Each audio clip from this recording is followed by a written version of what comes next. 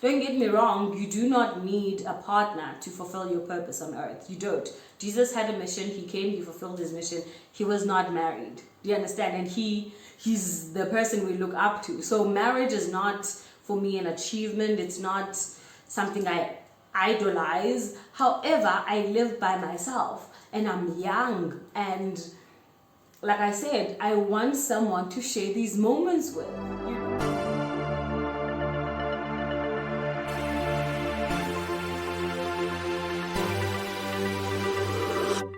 Molweni, Molweni, and welcome to another Mahle video. Please like and subscribe to the channel. It costs you absolutely nothing, but it does wonders for me. It helps me get this message to as many people as possible. Thank you so much for clicking play. And as you can tell by the title, I want to talk about the wait, waiting till marriage. And as umdu omcha, I'm like turning 28 tomorrow, and I'm thinking to myself, I'm reflecting upon the year, and I'm just like, one of the hardest things for me to do the past 12 months has been waiting, waiting for marriage. That thing is hard.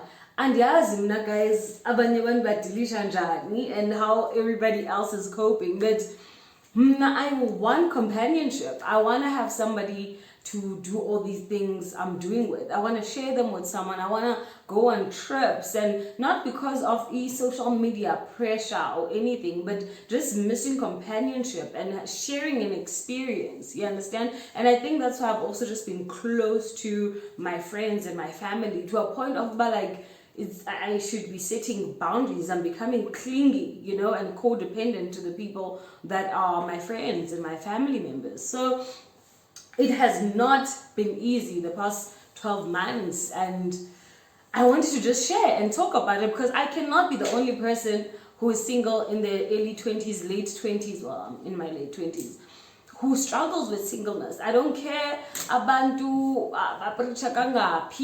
and you listen to Michael Todd or whatsoever. There are moments of feeling lonely, and there are moments of feeling like you want to be hugged, you want to be held, you want someone to celebrate things with you, and so forth, So I want to talk about it.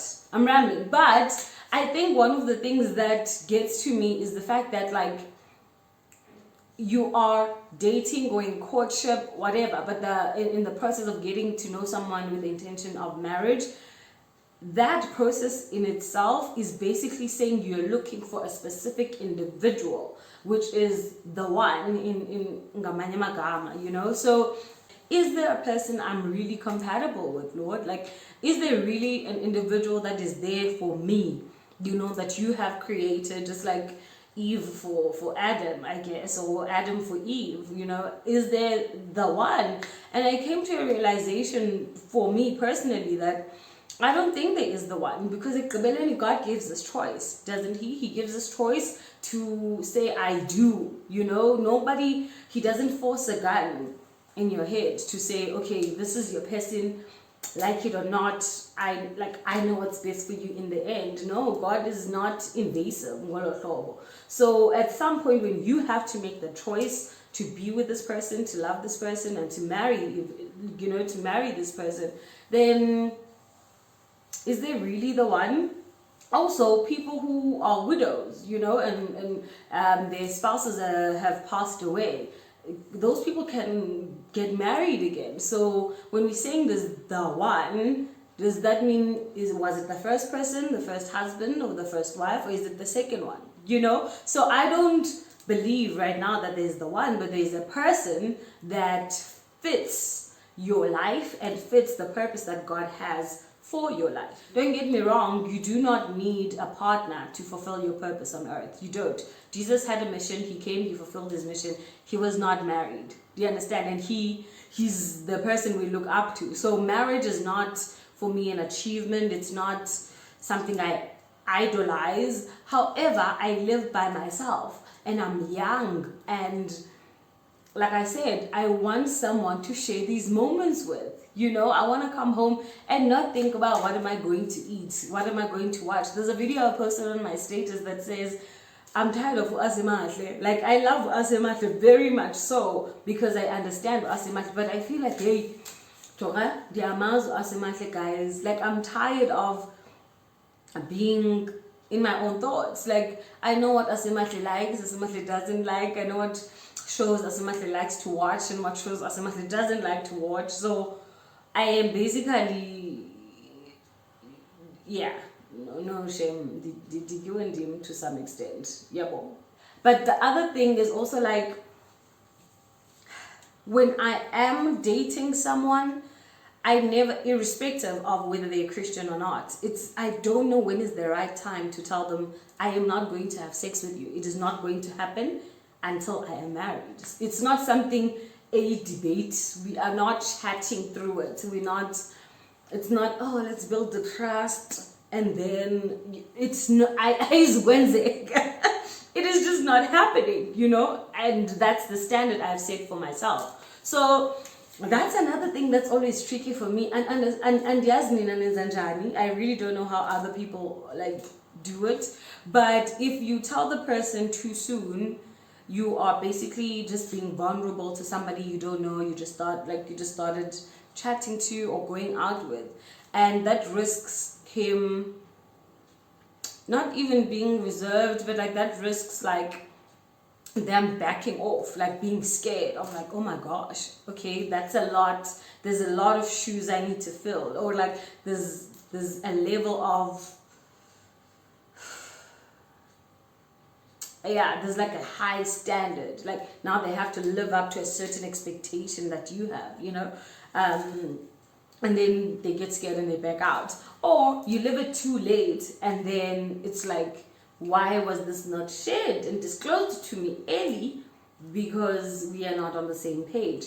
And now for him, now I want to know if we're on the same page, but I don't want to say too soon. But if I say it too late, I've already invested. I'm already like in my feels, with this person. You know what is sad in this whole statement is the fact that whether you are seeing a Christian guy, or whether I am seeing a Christian guy, or a guy who is not a Christian, I still have the same reservations.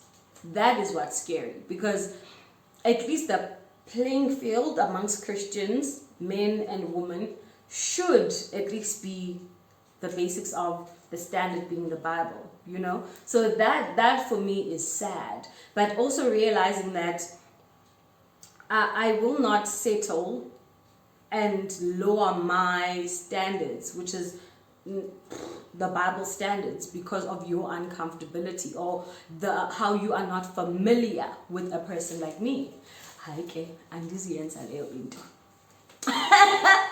That's just not happening, and I found myself, when it comes to dating Christian guys, I'm even more scared to have that conversation, because the truth of the matter is, asifani sisindisiwe. It's sad, but there's types of Christians. There's religious people, they're not so religious people. There are people who free-spirited about their relationship with God, and there's people who are very disciplined and have prayer times and Bible studies, and so even within the Christian community, it's very hard to date because values there too are not the same. And I found myself in a place where, I think I've said this on my Instagram, that I'm tired of settling for being liked when I should be valued, And also, Mdase, a man who values you will spend on you, yabo. And I'm not saying this in a materialistic way, but if you value me, does that make sense? Then you will put in effort, you will spend time with me, you will you don't just like me, so I'm valuable. You don't want to lose this person, you don't want to downplay their role in your life. So, and I found that when I'm dating, which is most of the time when I'm dating a Christian guy, I tend to settle for the fact that they like me.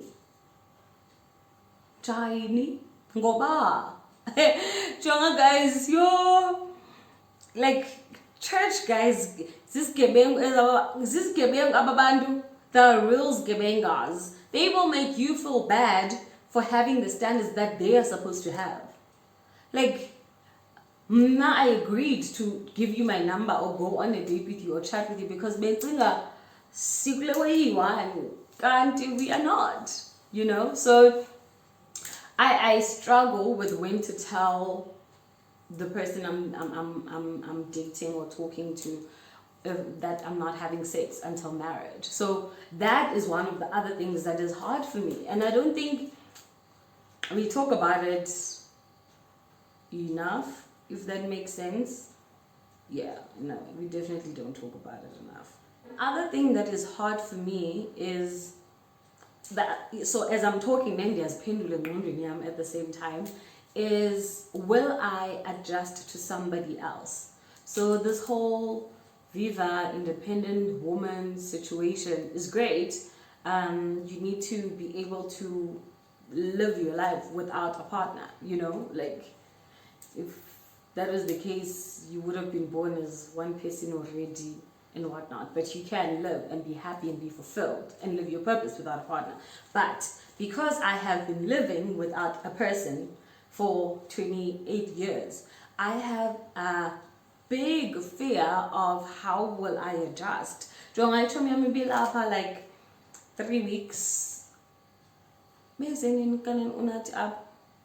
I think 3 weeks ago, if not a month now, and I struggled. Hey, just having somebody in my space is also something that's now I have to get used to somebody else's mannerism. Like the smallest things, guys, took me off. Like this young bemol, and then he keeps on bumping me, and I'm like,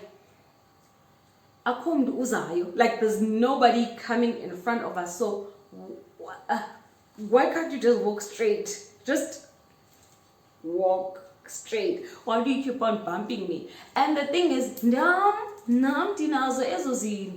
I sometimes pick my nose, you know. I sometimes I don't even know what could annoy somebody else, but I know the things that are definitely annoying to somebody. There's some things that are pet peeves for other people that I'm probably gonna do, and my husband will have to adjust to, and I have to adjust to somebody else. So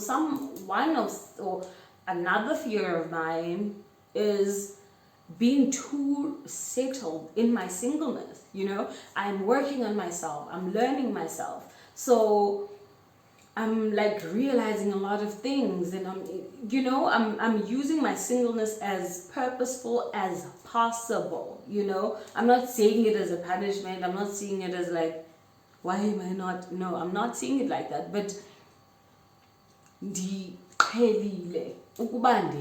like I'm so used to being by myself that I'm really scared of how I'm gonna relate with somebody else. One of the things I learned in my I haven't been in a relationship in a while, but with a guy I dated last year, was that I'm an impatient person. And I am not impatient when it comes to work. I am not impatient when it comes to, I guess, friendships and stuff, but I am impatient when it comes to a significant other. Because I'm expecting us to be on the same page all the time. Because it's basic. That's how I think. So I think you should also think like that if we are compatible. Do you see stuff like that? So I tend to be concerned about being single for this long because I'm worried I won't adapt.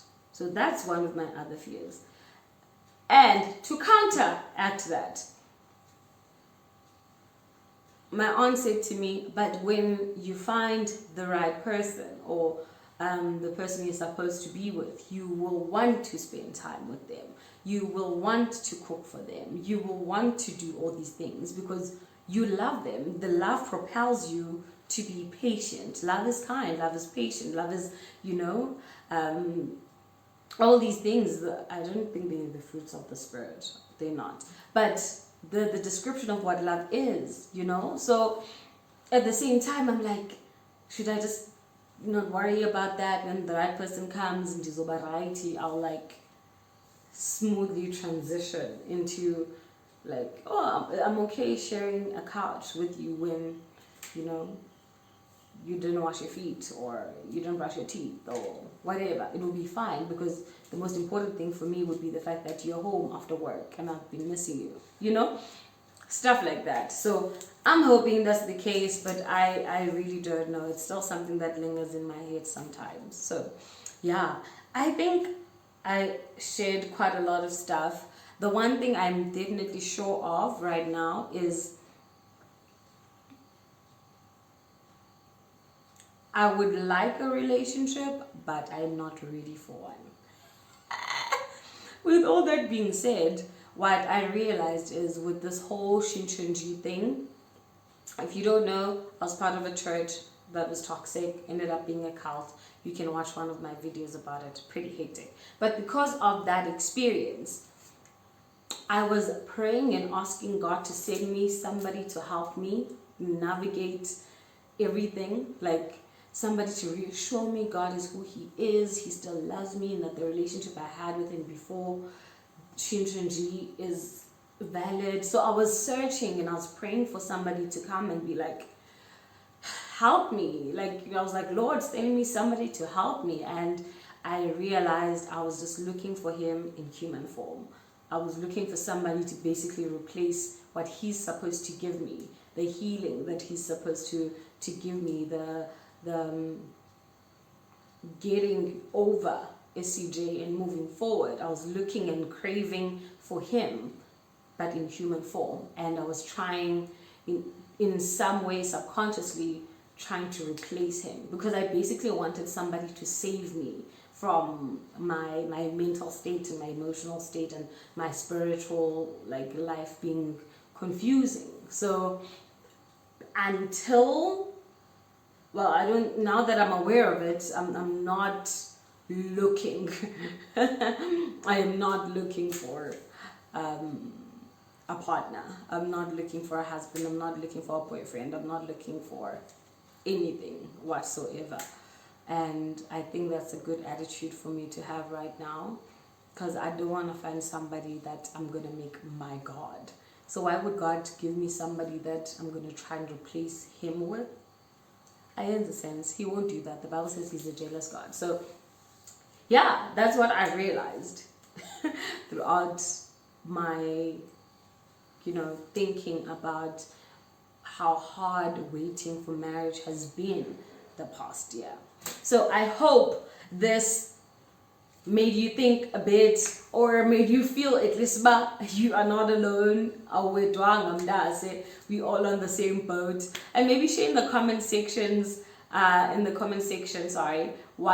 what are your fears about marriage, or where you at with the dating and waiting till marriage, and is it easy for you, or am I exaggerating this? Am I overthinking it? Let me know. And if you haven't liked yet, please like. You got to the end of the video, please like. And if you haven't subscribed, please let me know in the comment section. If you have not subscribed, please subscribe and like the video. Thank you so much for watching. Please catch me on my Instagram at Mahle_Maj. Bye. Mwah. Mwah.